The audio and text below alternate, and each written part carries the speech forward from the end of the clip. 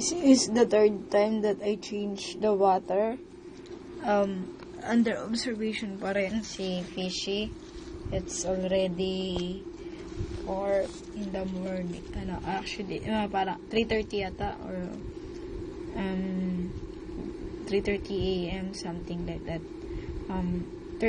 Pangatlong beses ko na siyang pinalitan ng tubig dahil naging orange na po yung tubig niya kanina. Siguro dahil doon sa dugo na na-discover kong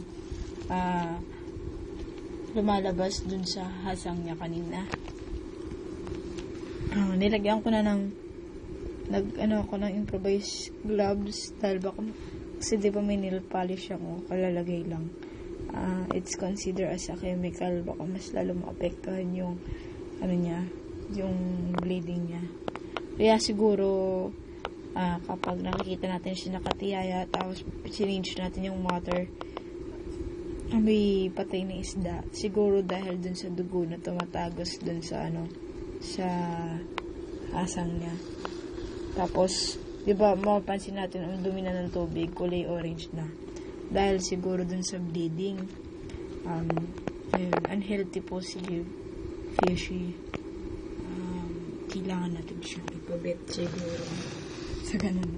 So siya, nabet pa. Under observation po si Fishy.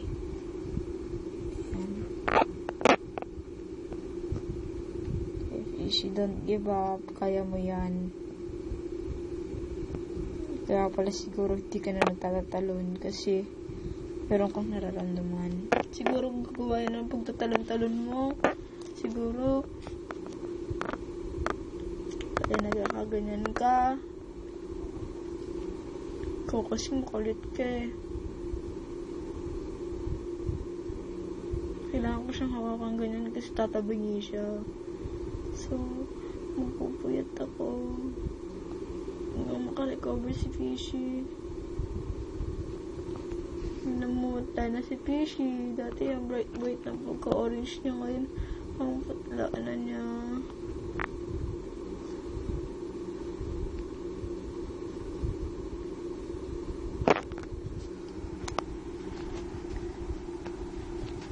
Papa Choke, nasan ka na? May problema kami ni Fishy.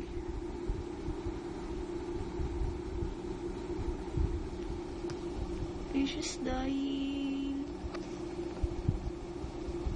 Where are you?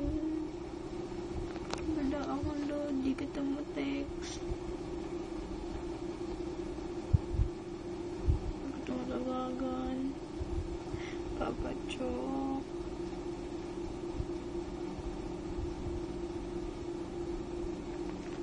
Hanap kami Fishy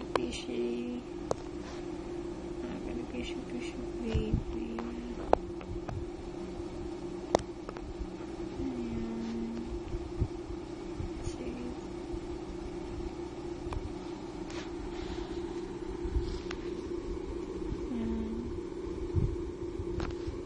Okay, once again, babalik ko ulit.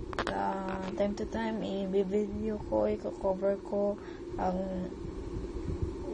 pangyayari tungkol kay Fishy. This is Fishy 50/50 coverage. See you later.